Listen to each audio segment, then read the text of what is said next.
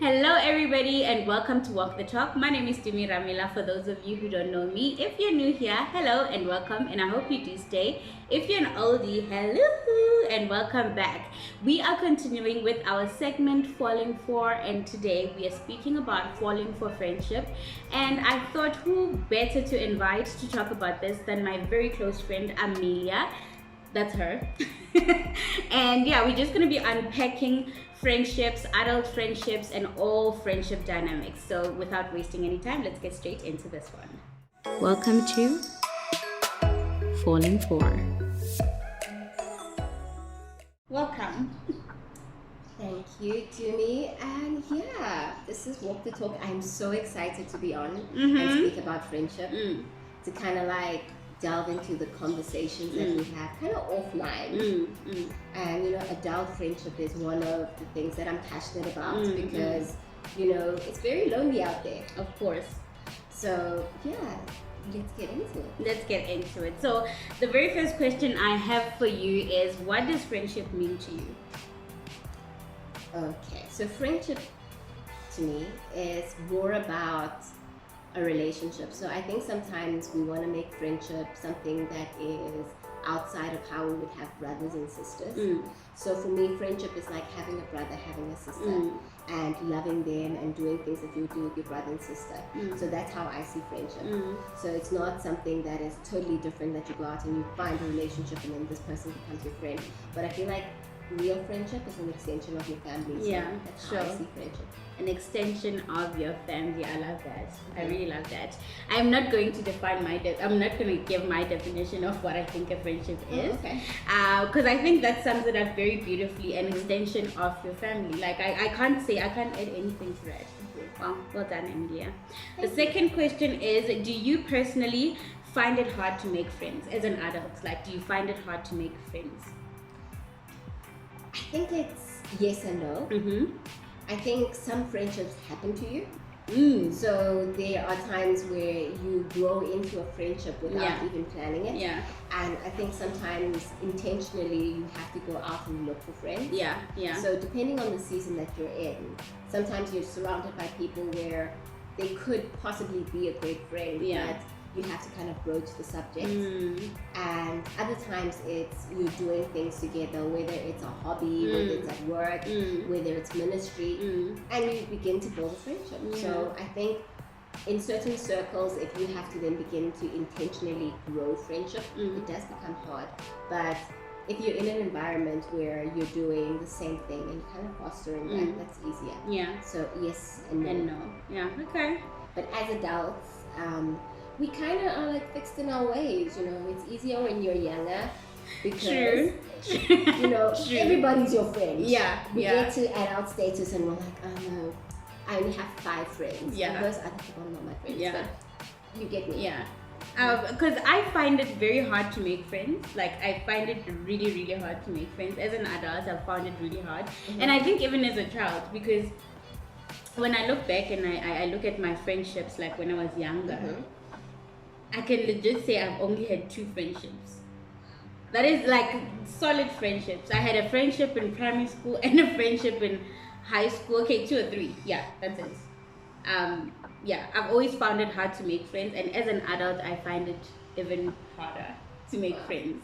So I'm guessing you were like the girl with like 2 close friends. Yeah. That's your crew. Yeah, because I never fit in. Like, I never used to fit in. At school, I had like 10 friends, right? Yes. At school. Yes. But they were not my friends. I was kind of their friend, but they were not my friends. Like, I was squeezing myself into the friendship circle, no, I can relate. but then they were not my friends. You know, they were just tolerating me. Yeah, because it's very interesting. At school, you are required to be a part of some sort of crew. Because there's safety in numbers. Like, if you are a loner at school, it's kind of dangerous for you. So you kind of find like a group of people who you can kind of hang with. Yeah. And they kind of like accommodate you. Yeah. But not really are your friends. Yeah. So I can relate with that because in high school, I remember being parts of groups of friends.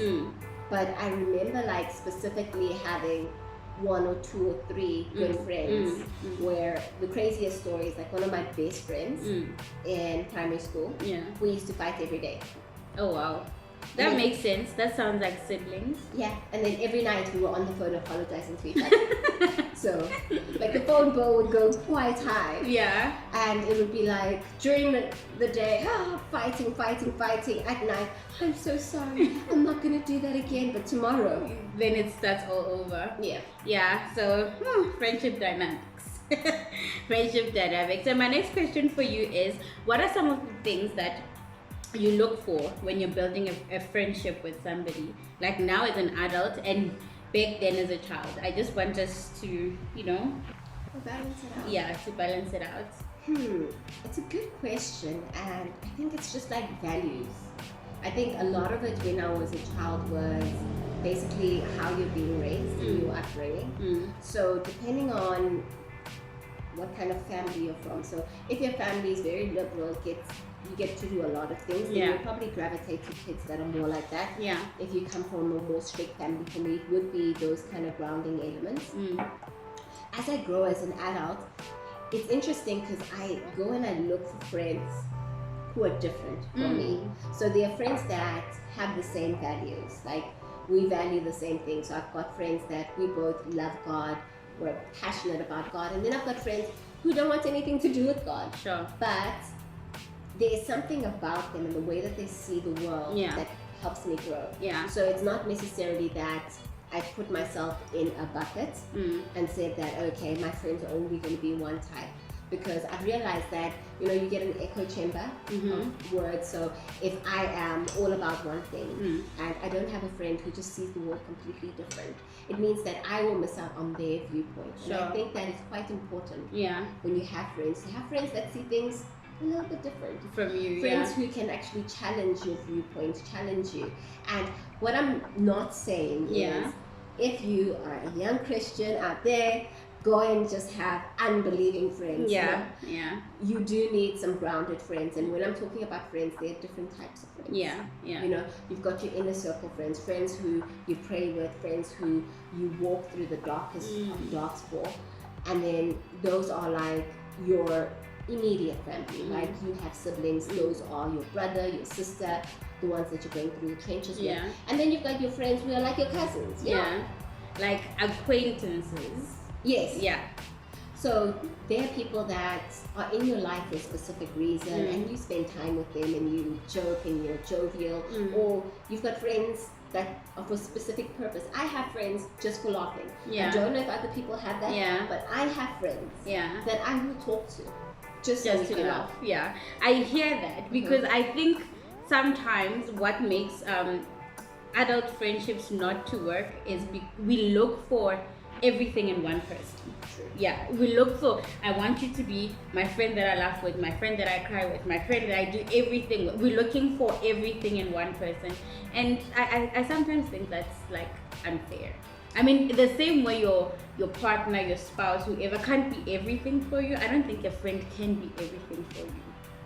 True. And I think it's the honesty of realizing, one thing that I've been thinking about is appreciating people for who they are. Sure. And a lot of the times we miss out on really great friendships because we want someone to be something that they're not. Yeah. So imagine if you have a friend who is your fun time friend. Yeah. And all of a sudden, this is the friend that you want to go and cry with and all that. Yeah. Your friend is not built and equipped for that. Yeah. True. True.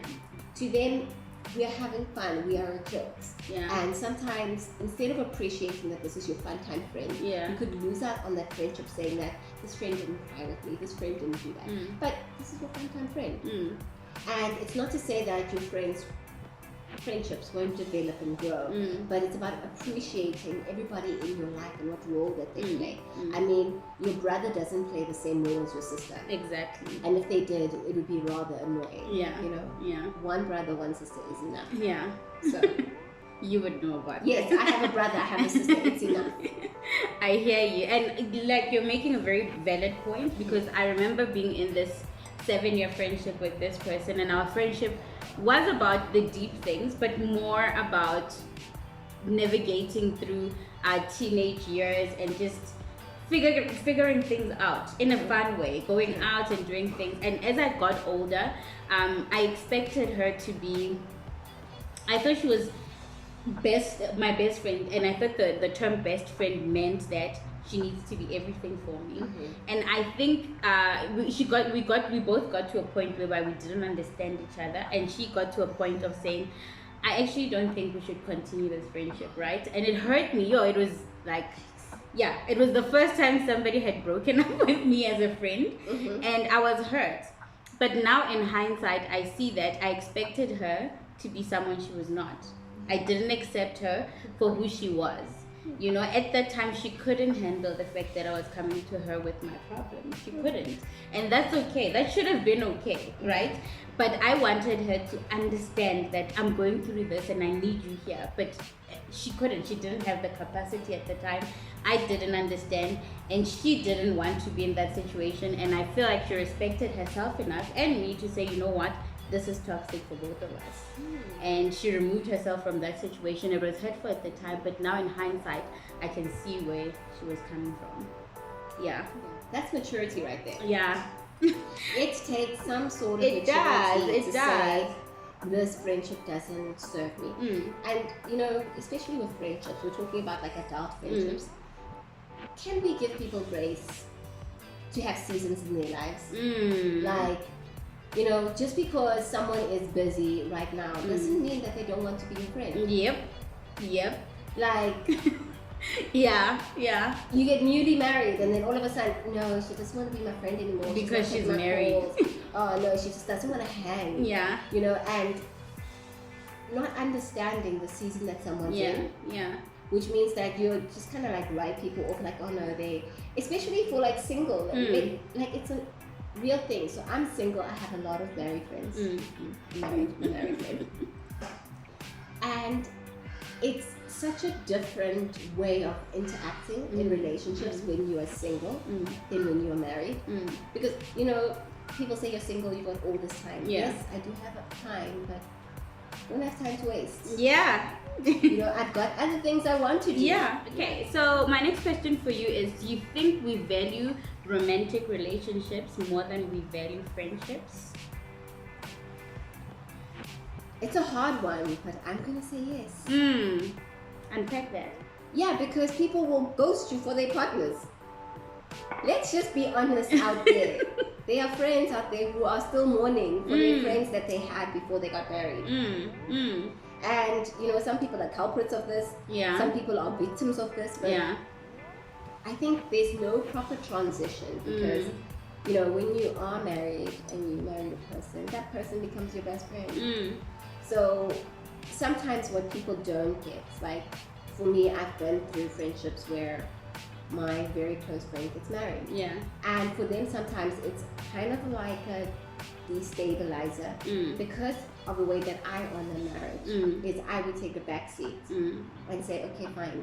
I know, friend, you came to me with all of these things, but since you're married, try your partner first. Yeah. Try kind of talk to him about certain things rather than running to me first. Yeah. Because sometimes it just creates animosity. Then all of a sudden there's problems, all because your friend isn't open enough. But in the same breath, I think we kind of think our friends will always be there. That's a hard one. That's like it hits home. Yeah. It hits home. Yeah. Like when I come out of this, you'll be there, but I think there's no communication or conversation that happens. I think, for the person who has now lost their very close friend to a relationship, their life continues. They are not waiting on you. No. You are not waiting on them, but it's almost like the whole thing that at some point I had to say to some of my friends that are married and say, you married people are quite disrespectful of single people because when you all of a sudden have time, then it's like, let's do this, and I'm like, no, I have plans. But what do you mean you have plans? I'm not supposed to have plans because it doesn't work like that. It doesn't work like that. Being single doesn't mean you're always available. Yeah, no.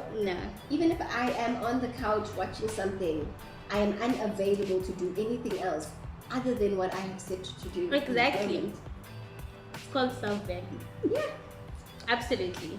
My next question for you is, how do you navigate through difficult situations in friendships? How do I navigate through difficulties? You know, like initially I hide, I find a rock, crawl under the rock. I hide. Hope that it will disappear. Hope like the whole situation will just go away. Yeah. Like I will blink tomorrow and everything will be different. Yeah. But 99% of the time that doesn't change. No, it doesn't. I think, you know, it's a form of humility to actually allow people to understand how you feel about something. And I think that vulnerability is what friendships are made of. Yeah. It's having the conversations of saying, you know, my expectation was this and this happened, or it hurt me when this and this happened, or you're not around and now that you pop up now and have this expectation, it's hurtful to me because you are ready, but you haven't considered in any time that I would be ready. And I think it's actually having the conversation, holding room for that kind of tension. Yeah. Because you can't necessarily figure out what the other person's going to say. Of course. And I think a lot of times in friendships, Yeah. we think we know people so well that we know exactly what they're going to say. We know how they're going to react. So we kind of finish the conversation in our heads. And we just don't allow for misunderstanding. Yeah. Because in friendships, it's a life of misunderstanding. Yeah. I believe it's a life of misunderstanding in any relationship that you have, but then we take it for granted with friendships. I just feel like that. I feel like we take it for granted with friendships. Because you know me. Like, you should know my heart. You should understand. But that's only taking one piece of the coin and not taking in the other person's, considering the other person. And I think, you know, it's almost getting very familiar. I think, you know, for us to have great friendships is actually being intentional about entering the uncomfortable places. Some of my best friends today are people that I genuinely disliked in the beginning. Disliked. I mean, we did not get along. Yeah. We were just like, you. Yeah, it's you again. Those kind of vibes. Yeah. But, you know, what I've realized is that if you can argue with the person, and if I can fight with you, Yeah. you know, on the other side is a stronger relationship because I have then gone into a situation where we've misunderstood each other. Yeah. And we've worked through it. Rather than going through a friendship where there is no challenges. Sure. Because friendships that don't go through challenges, you don't really know. Like, I don't know, other people have perfect friendships. Yeah. Praise God for your perfect friendships. Great for you. But Yeah. with my friendships, the ones that are worthwhile, the ones where we fought. I mean, we've gone through times of not talking to each other. Yeah. Just because it's like we need to cool off. Yeah. You know, and it's not a thing of I'll never talk to you again. Yeah. But it's I honor you and I respect you enough to say right now I can't have this conversation. Sure. But I will circle back to have the conversation with you. And it's also like forgiveness, guys. Like friendships need forgiveness because sometimes we're just dumb, guys. True.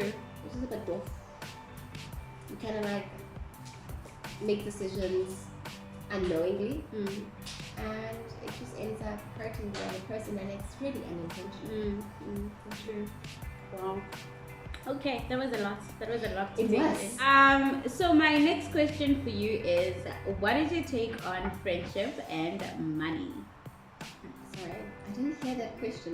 What's the question? What is your take on friendship and money? Shmula, shmane, chelete, zaga. What does friendship have to do with money? I'm joking. Good question. I'm joking. It's a difficult one, right? I think that as friends, we want to help each other out with money. And like my principle is I give. Not in the borrowing business because, you know, chasing you, finding you and being like, yo friend, can you hook me up? Is a difficult one. So for me, it's like if my friend is in need, I'd rather just give it. Yeah. With the expectation that if they give it back, great, you know. But if they don't, there's no problem, because I believe sometimes money comes in and it's like a thing of that it ruins friendships, because sometimes people think that you come to them and you ask them for something, and then then you are thinking, oh no, they look down upon me, etc.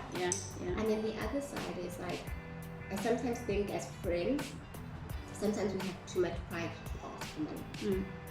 Sometimes you're struggling, and instead of being honest that I just cannot afford, you would rather try and act like I'm good. And I think, you know, there's a balance with it. It's like, as a friend, just like a family member, if I can help you, I'll help you. But don't die by yourself. There's a really big thing of don't die by yourself, because, you know, sometimes we have friendship and money and people are like, don't bring money into your friends. But I would love to do business with my friends. I would love that I could build businesses. Like, you know, we do ministry together. One of my close friends, you know, we do ministry, we go places, and it involves money. And because it involves money, you know, we have to trust each other about money. We have to be open about money. If it's something that we can't afford, we can't afford. We have to be open and be like, hey, can you help me out? I want to do this thing, but I just can't. But it's a thing. It's like the same thing as the vulnerability. I think money is one of those things that causes shame with people. And, you know, especially if you think that your friend is earning more and you're not earning as much. Friendship and money kind of gets tricky. It's like those birthdays. You know those birthdays where you invite me out to Marble, and then on top of that, you invite me to Marble. You don't ask me the budget. Then you want a gift on top of Marble. Friend, did you check if I have Marble money? Because not only am I buying you a gift, but I also have to buy my own food when I get there. And probably, because we're such great friends, sponsor you as well. Sponsor some of your dinner. And I think, you know, sometimes as friends, we have to have those honest conversations of, you know, this is my budget. I would love to, but I can't. But it doesn't mean I don't love you. It just means that this is where I'm at. Financially. Or, since we're talking about friendships and money, I'm just talking about the taboo things. Guys, let's split the bill 3 ways. When you bought for 800 rand, I bought for 200 rand, you bought for 300 rand, and let's split it 3 ways. What is that? I don't know what that is. I'm gonna leave it to you because I don't know what that is, friend. I feel that's some sort of abuse of friendship, because maybe I only came out budgeting I was gonna spend 400, and then it's a problem. And then I'm spending 550 because we're splitting the bill 3 ways. Money you didn't have? Yeah, it was not. And then it seems like I'm a bad friend when I say, no, let everyone pay for what they want. So it's things like that that we kind of need to like talk about. I don't know what your opinions are, friends, because it's real. It is. And everything you've said is so profound. Like, everything you've said about money is so profound. And I think my one thing is just that friendship, like you said, can make or break money in a friendship can make or break a friendship. Like, I've had experiences where money has broken friendships because, you know, and I was the wrong one in that situation, and I didn't know I was wrong. But again, there was no conversation that was had.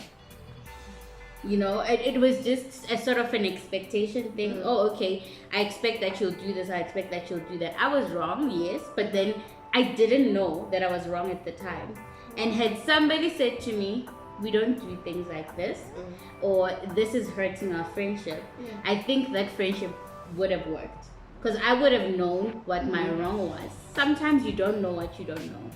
True. And people expect you to know sometimes because it's common sense. And I've had this thing where, so I think it's a quote where it says, common sense isn't common. So true. Yeah. So true. So at that time, I didn't know better. I didn't do better. And it ruined my friendship with that person because, again, there was no conversation that was had. And then what you said about sometimes we have pride to ask for help even when we are in need. I think that's me right now, because of that situation I had before, and because my friendship was broken with that person due to money. I don't ask for help anymore. Like, I don't, because I feel like, oh, they're gonna think I'm taking advantage of them, or they're gonna think I'm like this because of what happened in that friendship regarding money. So yes, with me, if somebody wants money from me or asks for money from me, if I have, I'll give. That's the kind of person I am as well. And what I've learned from you is that, to me, when you give money, like, don't give it with the hope of getting it back. If you don't have, don't give. If you can't afford, don't give. But if you give, don't have that whole thing where you just like, I want it back, this is my last cent, bring it back. Oh yeah. Yeah, because that's what we do, and then we end up being hurt, and that's what ends up like breaking friendships as well. So I've been there. Yeah. Been there. Many many silly mistakes with money and just giving it away. And like when we're talking about it, I think there's this thing, right, that I heard where someone says there's nothing as hurtful as being a friend to someone who doesn't allow you to see their vulnerability. And sometimes we want to put up this beautiful facade of like everything's going right, everything's pretty, but we don't want to allow our friends to be our strength in hard times. And I think it's also a thing in adulthood where we figure out that we should have it. Or should have it together. Yeah, you need to, I must be together. As a person, I must be, I must have it, I must understand it. And figure honestly, it out. Like, if we're being honest and saying, when you watch your friend or someone you love go through a hard time, and you could help, but they don't reach out to help, or you find out later on that this person is going through this and this and this and they never came, it kind of makes you question your friendship with them, question where you're at. And I understand that we've got friends for different things. This is hard. Yeah, but I understand we've got friends for different things. Yeah. But you know what I want to encourage people out of the conversation about friendship is to be willing to be vulnerable about where you're at. Willing to say that, friend, I'm not doing great in this department. I'm not expecting you that you help, but I'm just letting you know this is it. Friend, right now I'm having a really rough day. And all I really need is for someone to talk to. Maybe I need to cry. And I don't need to tell you what I'm crying about, but I just need you to be here while I cry. And we need to get it open, that space. I hear you. Thank you so much, Amelia. I really enjoyed this conversation. You did? I did.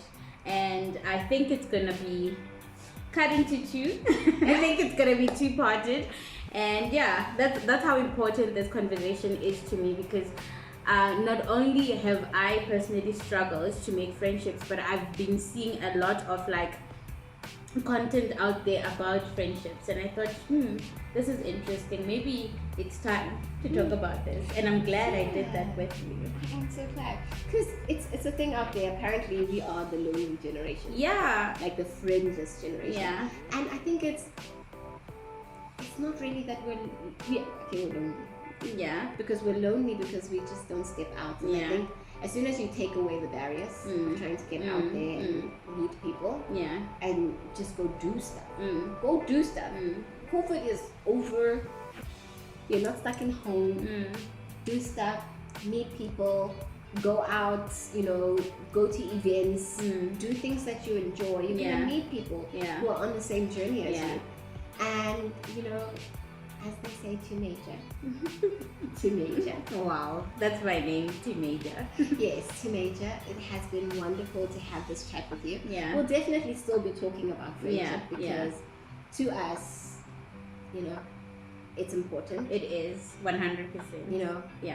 One day we'll talk about male friendships. And how hard it is for men to make friends. We will do that. Epidemic out there we will do that. All right. Thank you so much for joining us today. And that's it from us for today. Thank you so much for being here. I love you so much, and please share this, comment, tell us in the comment section, what have you learned from this, what are you going to do to make more friends. Tell us anything, really. We love hearing from you. And yeah, don't forget to comment, like, subscribe, and share. I will see you guys in the next video. This has been Falling for Friendship. Goodbye.